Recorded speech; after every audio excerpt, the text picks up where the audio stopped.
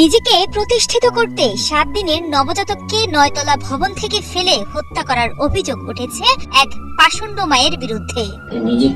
১৮ June রাত ৮টায় ভৈরব পৌর শহরের কমলপুরের নিউ টাউনের ফুলমিয়া সিটি এলাকায় ঘটে লোমহর্ষক এই ঘটনা। অভিযুক্ত তৃষা আক্তার ও ডাক্তার উসমান গনি দম্পতির দ্বিতীয় সন্তান নিহত নবজাতক তাসনিম এহসান। নিহত শিশুর বাবা সেন্ট্রাল হাসপাতাল নামের একটি স্থানীয় হাসপাতালের মালিক ও ঢাকা মেডিকেল কলেজ হাসপাতালের সহকারী অধ্যাপক। স্থানীয় সূত্রে জানা যায়, ডাক্তার উসমান গনির দ্বিতীয় স্ত্রী তৃষা, তাদের পরিবারে বোরাক নামের ১.৫ বছরের একটি ছেলে সন্তান রয়েছে। তবে বেশ কিছুদিন যাবৎ তাদের পরিবারের কলহ লেগেই রয়েছে। প্রায় সময় তাদের বাসা থেকে চিৎকার চেঁচামেচির শব্দ শোনা যেত।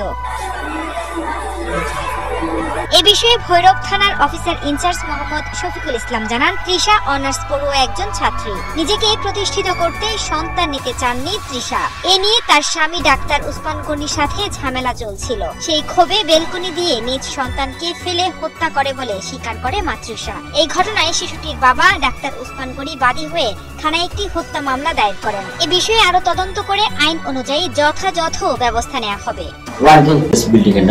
এই বিল্ডিং এর 10 তলায় থাকতেন ডাক্তার মোহাম্মদ উসমান গনি। উনি সহকারী অধ্যাপক, ঢাকা মেডিকেল কলেজ হাসপাতাল, ঢাকা।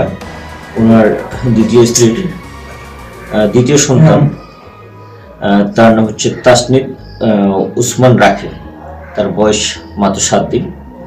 তো একই সাথে ডাক্তার সাহেব এবং তার স্ত্রী, দ্বিতীয় স্ত্রী তৃষা আক্তার এবং তার তৃষা আক্তারের বান্ধবী সুমাইয়া আক্তার শিলা, সুমাইয়া আক্তার এবং কাজের মেয়ে সুমাইয়া আক্তার শিলা ও মিম আক্তার একই রুমে তারা শুয়ে পড়ে। রাত্রে অনুমান ঠিক 4:05 সময় ডাক্তার সাহেবের স্ত্রী তৃষা আক্তারে কান্না জোরে ফোন থেকে বলেন যে আমার সন্তান খুঁজে পাওয়া যাচ্ছে না। বেলকুনি দিয়ে দেখতে পাই যে তার বাড়ির পিছনে ফাঁকা জায়গায় পড়ে আছে। পরবর্তীতে পুলিশ সংবাদের প্রেক্ষিতে ঘটনাস্থলে যায়।